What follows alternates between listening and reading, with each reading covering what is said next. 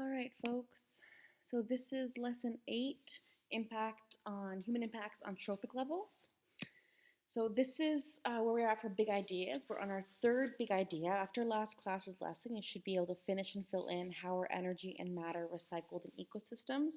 Make sure you talk about both energy and matter. I'll finish our last big idea in the next 2 lessons, and then we're done this unit.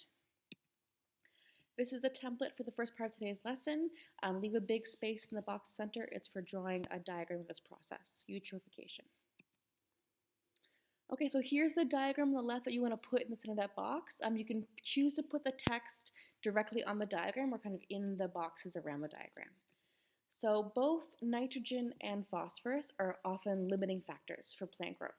We talked about this, we talked about the nitrogen and phosphorus cycles, and humans, we need food for the plants for food, for food that we eat directly, like vegetables and fruits, as well as for food to feed the other food we eat, like cows and chickens. We feed them plants. We also use plants for other purposes, right? We use them for agriculture, not for agriculture, sorry, for lawn maintenance. We want to have a nice green lawn. Maybe we want to have nice flowers to have in your house. You want to grow plants for shade. Any reason we want to grow plants, we're going to have to deal with nitrogen and phosphorus. They're limiting factors for plants. So how we fix that is we have invented fertilizers.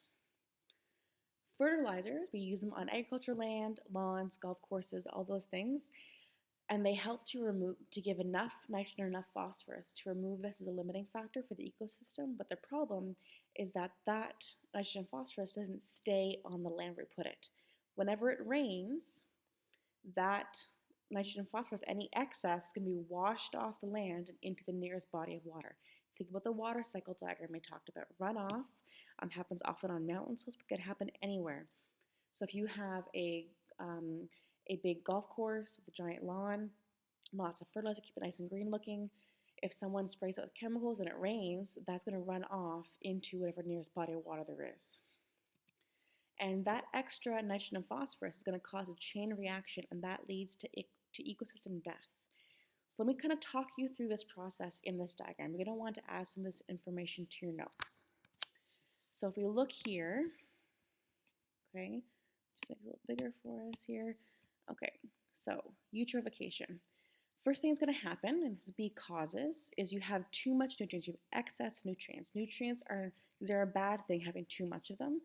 Those fertilizers, nutrients are going to be flushed into the land, into the lakes or rainwater, or rivers, or any kind of, even the ocean it can happen, due to rainwater washing away these nutrients, these fertilizers.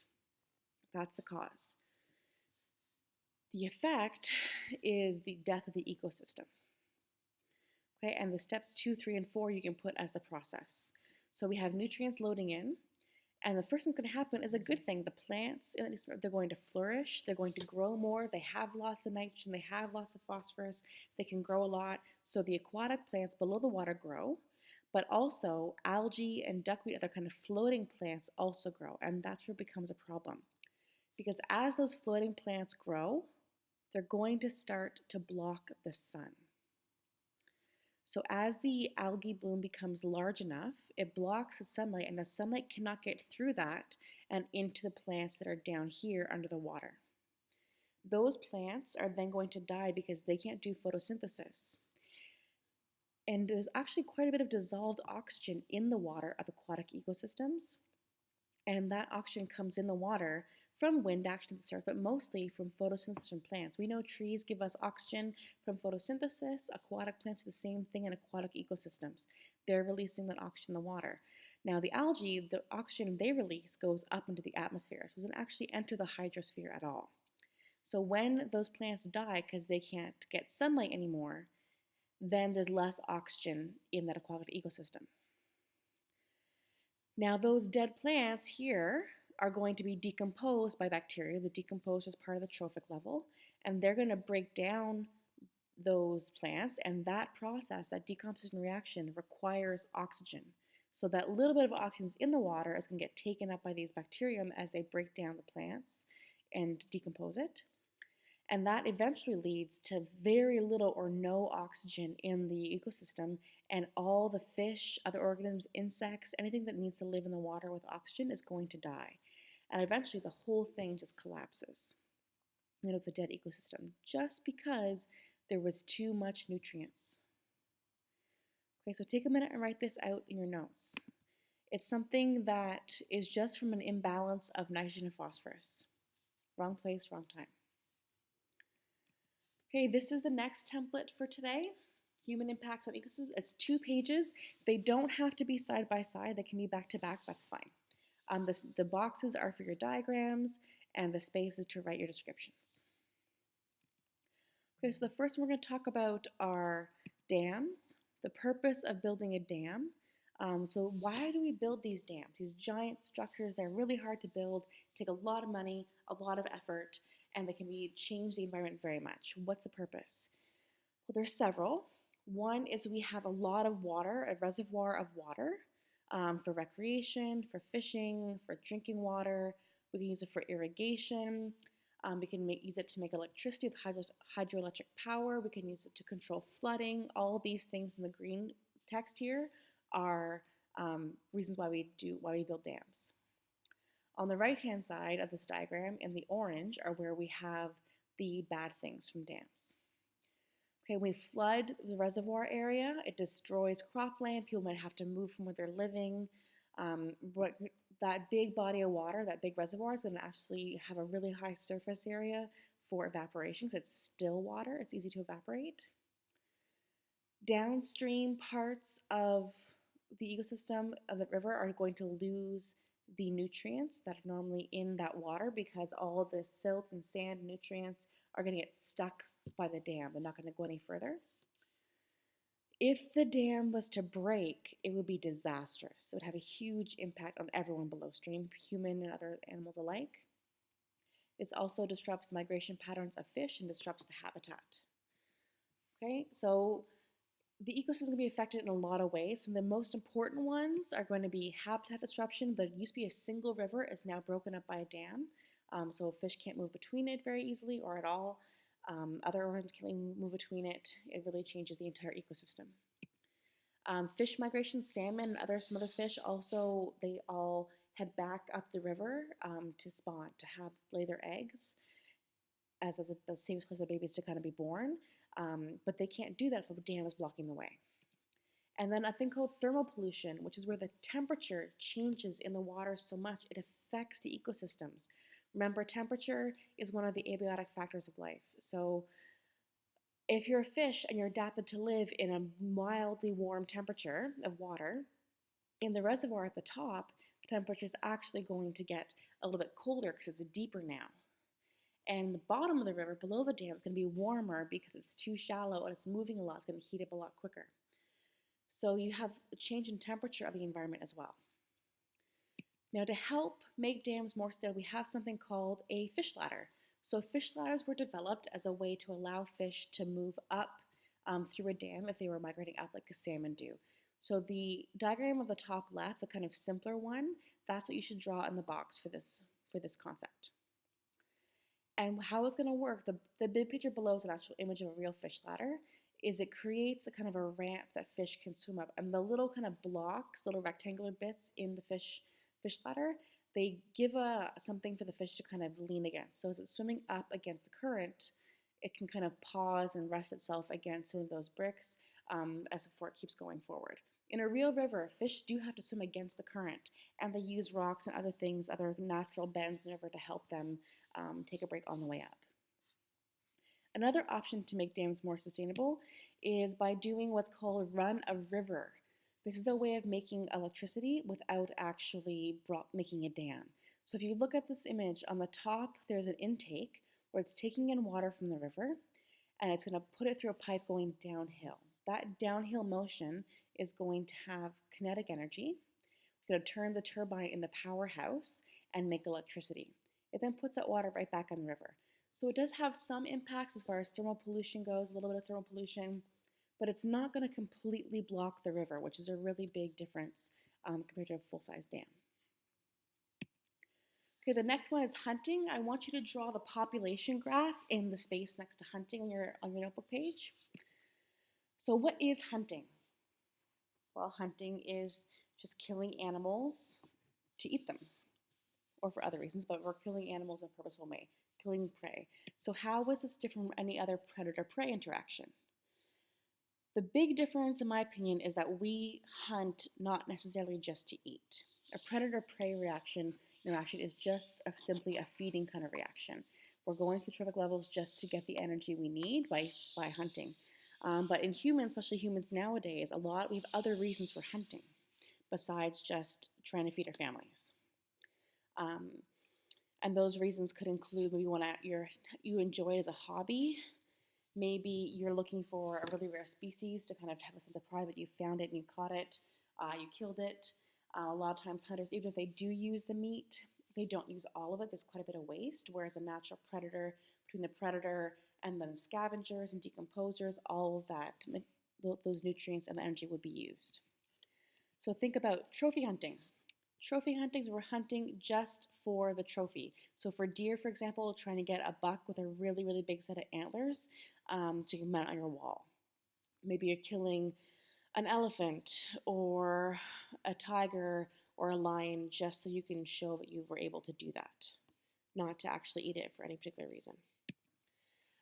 Compared to traditional hunting practices, a lot of indigenous peoples include hunting, but they do it in a way that they use every single part of the animal. There's very little waste. They use sinew, they use the bone, they use the skin, they use all the meat, they use everything. And that's very different. It's much more like a traditional predator-prey interaction than kind of modern hunting in most cultures today. A lot of countries have hunting regulations. They have licenses where you have to pay to be able to hunt. They only allow so many people to hunt per year. It's a way to control hunting so it doesn't have too much damage to the population. Okay, so that's the stuff about hunting. Okay, so summarize that text and draw the graph with the different kinds of deer.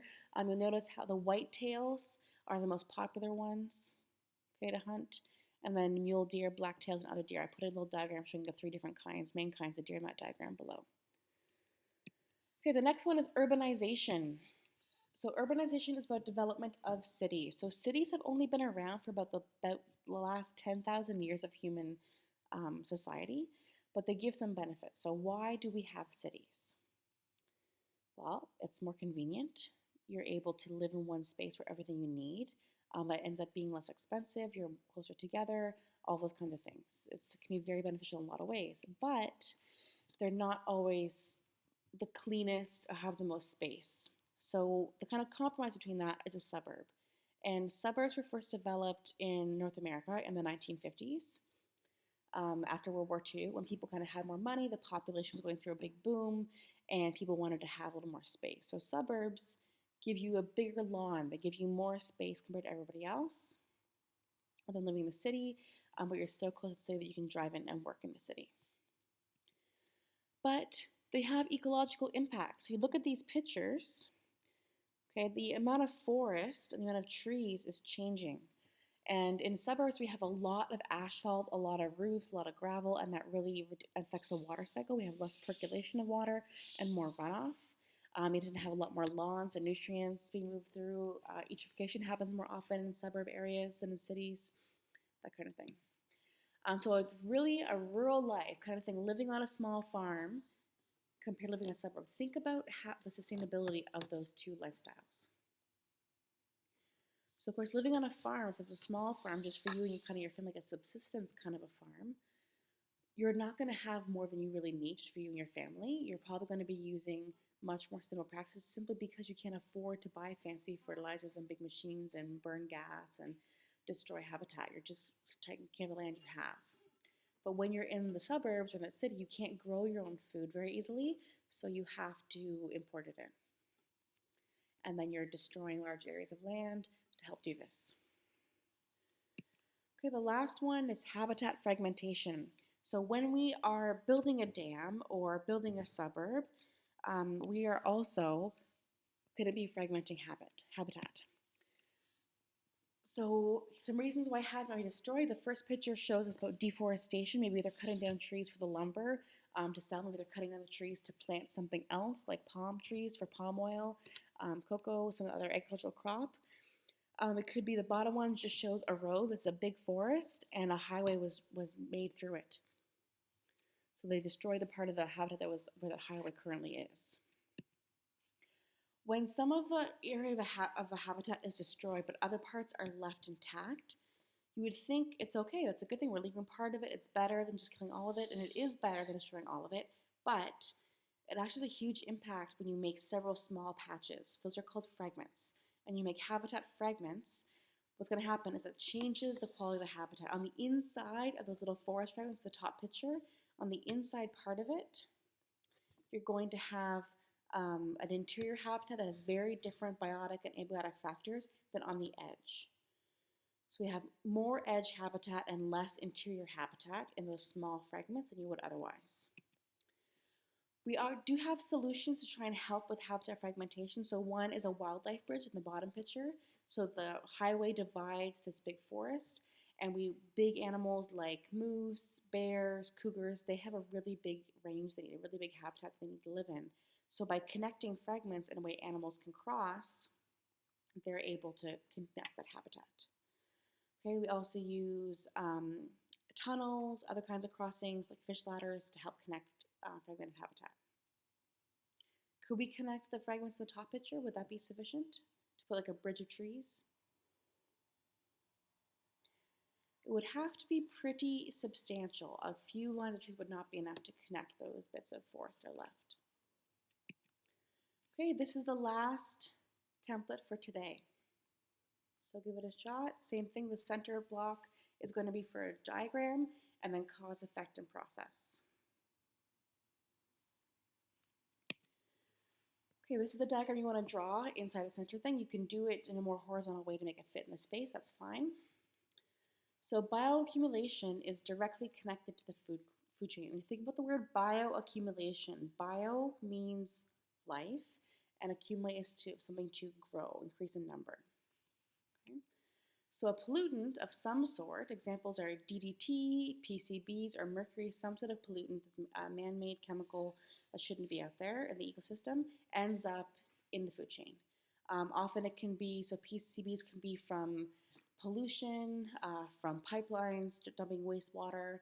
It could be from runoff, people's homes. DDT entered from people spraying the pesticide DDT around. Mercury can be from factories, some industry pollution, all those kinds of things that enter the ecosystem. And when it enters, it moves up the trophic level. So look at this picture. The number 2 level, the phytoplankton, they absorb those PCBs, but only in very small quantities. So each one has maybe one inside of it, that's it.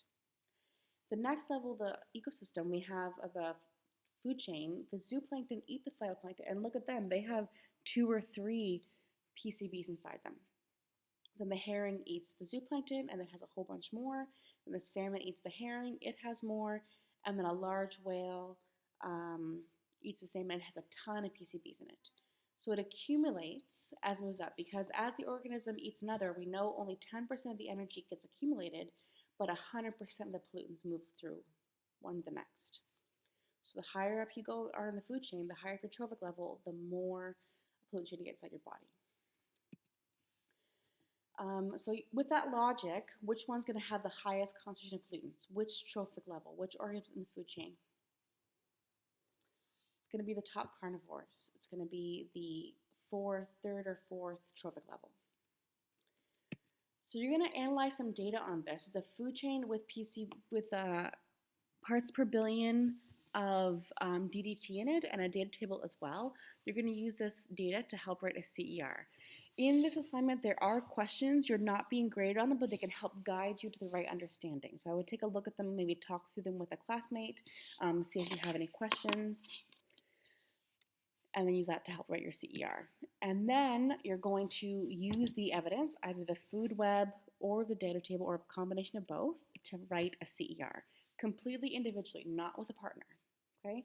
Analyzing data and drawing conclusions from data is one of the skills we need to work on. You're announced the partner, but your CER is individual. Okay, you're going to hand this in, and it's going to be assessed. Our first CER in the ecology unit. Okay, and that will be your homework to finish. We'll have 3 of the 4 big ideas done, are done now, and the 4th will be finished by next class.